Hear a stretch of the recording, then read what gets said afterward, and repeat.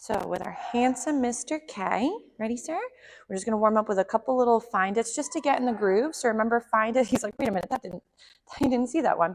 So when warming up with some find it's, again, it's a great way to get him up and wiggling, get some of that energy out, but then also start to have him, again, like we've mentioned earlier, hone in back on you. Yes, nice job, sir.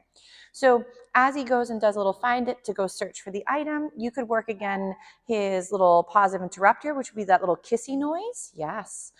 You can also sometimes just feed him and capture those moments where he's coming into your space, and building up that coming into your bubble has a very nice response on our end too. Good job, cuteness. He also did get to play with the flirt pole earlier, so it is turning into, I think, one of his favorite games. He did also get to wrestle a little bit with his lady friends from the doggy day school.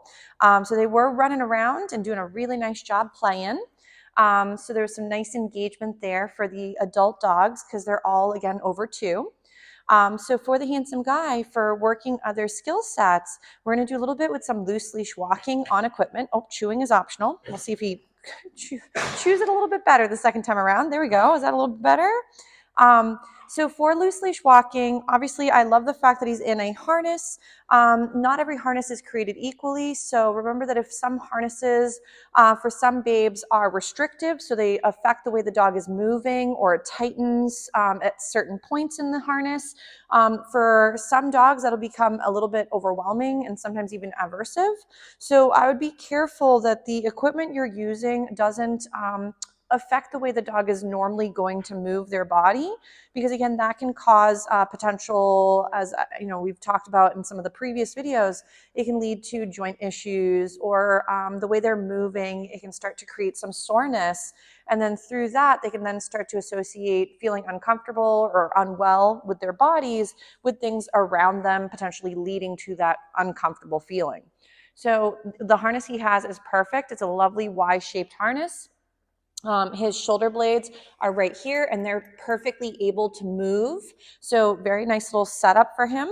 So when we go to work with loose leash walking, I'm going to grab his leash.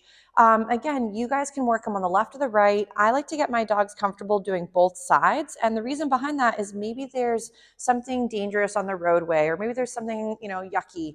And, or maybe depending on how you're walking or where you are, you need to have him on the opposite side. So getting him cozy on the left and the right can be beneficial. But if you prefer a certain side, feel free. I normally tend to have sort of loose leash walking not be as rigid or legit as like heel work, but it's softness through the equipment, and the dog is softly, I know, my goodness, is softly working next to you, and then also being soft on the gear while also taking food or engaging at times. This doesn't mean the dog has to be continuously eye gazing and checking with you the whole time. As long as they are soft on the gear and you're moving kind of nicely together, perfect. There's also more of the sort of free time that I like to do with my guys, where they're on a bit of a longer leash, so maybe a 12 to 15 footer, and they're able to explore and do doggy skills while at the same time then bouncing back and forth from the environment and then back to me, and maybe then practicing more of that loose leash walking. Some folks like to call it with me, heel, walk, let's go. So there's a lot of slogans. You could even, for example, decide to use the word heel, and that's fine. If you never really go into, obviously, obedience or competitive work, you don't have to worry about what the slogan is anyway. But if later down the road you were thinking about maybe doing rally or doing other sort of fun things, you may want to keep heel to your left side. But again, no biggie if you're never going to get into that, and that's perfectly fine. So for Mr. K, I'm going to grab his lead. So he's got a nice 6-foot leash, which is perfect. I do find that if, let's say, a big line is awkward, you can easily do, for now, the 6-footer if it's just more convenient and comfortable. So what I like to do is, if let's say he's going to be working on my left side, I like to have my leash be on the opposite. So what I mean by that is, if I'm having him again on my left side, my right hand will be holding the equipment. And then what I like to do is have my food be on the same side. as the dog. So if he's going to be on my left side, my left hand will be the food dispensing hand. So this way, while the puppy is next to you, it is much easier to capture these moments while he's by your side and feed for the moments where he is either orienting to you or when you are capturing these lovely moments while he's next to your leg. So remember that every skill and sort of cue or behavior will have a little bit of a bank account. So if we're depositing a lot of nice deposits that he finds, again, reinforcing, we will then start to build up value in being soft and next to you. And then you would start to increase the difficulty or the duration or the distraction level. Again, the 3Ds are things to think about, which again are those 3 topics that I mentioned. So your duration could be how long can my dog, let's say for example, work loose leash walking while still being comfortable and sort of connected and participating with me in the skill set. You may find in the beginning, your duration should be a little bit on the shorter end of the spectrum. Because if, let's say, we have it go to the point where your puppy's like, this is enough, I don't care like doing this anymore, then we probably will lose their attention span. He's like, hold on. And then that might be a moment where we're teaching them that loose leash walking might be really boring or something they don't want to participate in. So right now, my rate of reinforcement is also rather high, which means the amount of snacks within a certain time frame is kind of quick. So every few feet that I'm taking with him, I'm giving him a paycheck.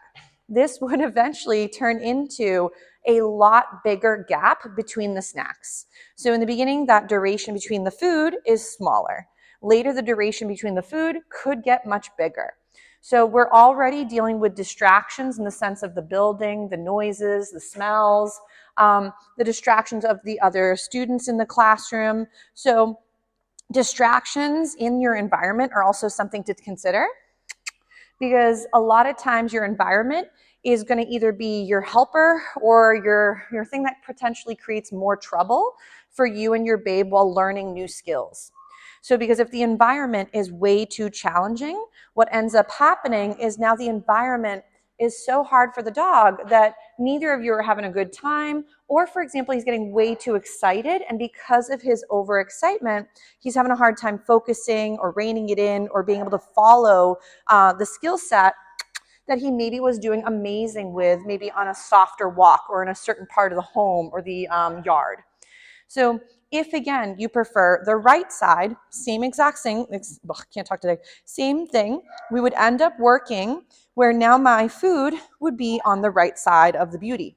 So again, if you prefer, you could technically hold the leash on the same side as your dog, which I'll show you in a moment. But if you're going to be feeding the dog, ready? We want to make sure that we're feeding him while he's by the side of your body for now. Oh my goodness, chewing. Because we want him to think that there's value in being by that leg.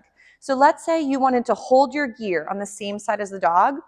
I tend to typically, if you're really worried about potentially losing him in the sense of he might all of a sudden get a little pulley and you're worried you might drop the equipment, I do normally recommend, nice job, sir, is to typically, I prefer put the handle of the leash through your thumb and then close your hand around it.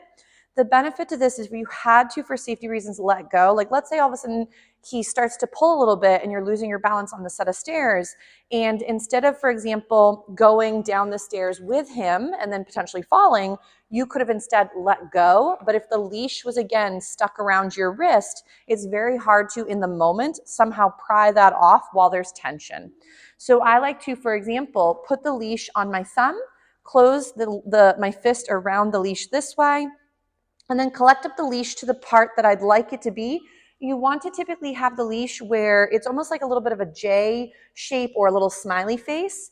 If you're going to be feeding, my little one's playing on her little playground set. If you're going to be feeding your dog, okay, I'll help you in 2 seconds, Ebba. Okay, be right there. Or could you try it too by pulling the Velcro? Okay, I'll go help you in 2 seconds. So for Mr. Handsome, if you are going to be feeding, so for example, across your body, what ends up happening for some students by mistake is the puppy cuts in front of you, and then that's where you by mistake feed the beauty. They're going to start to think then by mistake is that where they're being fed, it must be the behavior you like. So while he's next to me, I would feed him for these little moments while he's by the leg, even if I'm feeding across the body. Because if, let's say, I am using my food and then I'm going and walking and then my puppy comes here to get the snack, he's going to start to think, well, maybe that is the spot that the lovely lady would like me, because that's where the paycheck happens. So your dogs will also be learning through when or where they're being fed, as well as I tend to like to mark behavior. So marking behavior would be the moment he comes into my space or he's by my leg, I'd go, yes, and I could feed for that.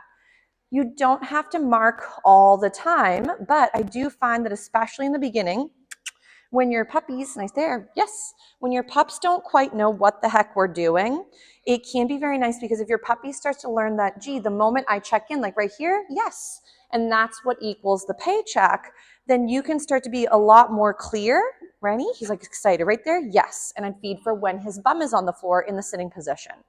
So the benefit of marking behavior is your dog starts to realize the exact moment they were doing the thing you liked, and that's what's bringing the food their way. If, for example, ready, sir? He's got a little tickle on his toe. Ready? Find it. Ready? Here we go. Good job.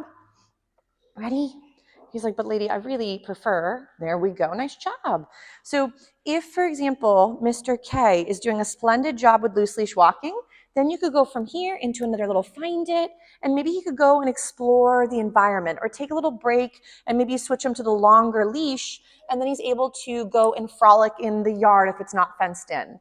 But if, let's say, we did a very long session, nice job, sir, of loose leash walking, or your walk consists the whole time of trying to make him by your side and honing in, that might be too hard of a starting point. And a lot of times, remember that the walk should be for both of you. So it's nice to get out and get exercise and move around, but it's also beneficial for the dog to see the world through their sense of smell, which involves, like, people will sometimes call them sniffaries. So they go out and they go and explore, check out the environment the way they were meant to, with their lovely noses. And that is how your dog sees their world, through their sense of smell, the way we would do so the same way through our eyes. So allowing your dog to go sniff around, go do some, again, leave some business behind, even though we tidy up after, is a great way for them to start to feel very comfortable in those settings. So you'll have to, excuse me, I think, and chewing is hard too. I'm pretty sure the allergies have started and the pollen is out there. Ready? We'll do a little find it. Good job. So for the handsome guy, loose leash walking, ready? My favorite venue to start this off is in the home, even off of equipment, so you can kind of get your dance moves flowing. Ready? Find it. And then from there, you can rock with the leash as well, even in the house too. And in and around your yard or your first few houses in the neighborhood, if you know, ready, find it, there's certain bubbles where he's really having a rough time. Remember, you don't have to do all of the sections of certain bubbles instantly. Ready? Because if those environments are so strenuous for him or so exciting, and he's learning that while we're in those sections, we kind of pull or we get confused or disjointed, then that's typically then what part of his walk is like. And remember that whatever they're able to practice, they tend to get good at. So even though we might be saying no pull or that's enough or gentle, he doesn't always know what that means, especially since we haven't typically paired those behaviors or those words with a behavior and reinforced it. So if loose leash walking, ready, is something you'd like to get under his belts to even a higher level, I'd make sure that we, again, capture those great little moments where he's giving us the beginning stages of those skills. Nice. And he's doing a really nice job with a lot of his loose leash walking practice, because he's, of course, very food driven and very attentive when the distraction levels are kind of low, which is where most folks do amazing.